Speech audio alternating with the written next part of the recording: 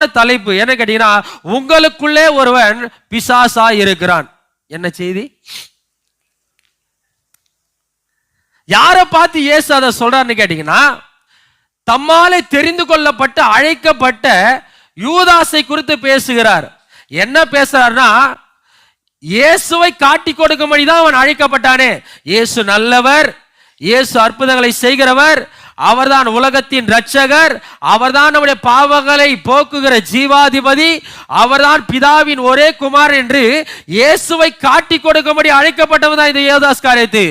ஆனால் அவரை இரட்சகராக காண்பிப்பதை மறந்துவிட்டு, அவருடைய அற்புதங்களை ஜனங்களுக்கு காண்பிப்பதை மறந்துவிட்டு, அவர்தான் தேவன் என்பதை காண்பிப்பதை மறந்துவிட்டு, தன் சுய மகிமைக்காக கர்த்தரை காட்டி கொடுக்கிறவனாய் மாறினான்.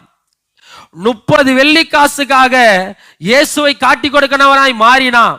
அதனாலே வந்த சோதனை அவனுடைய வாழ்க்கை இயேசுவின் அழைப்பை விட்டு கீழே தள்ளிருச்சு.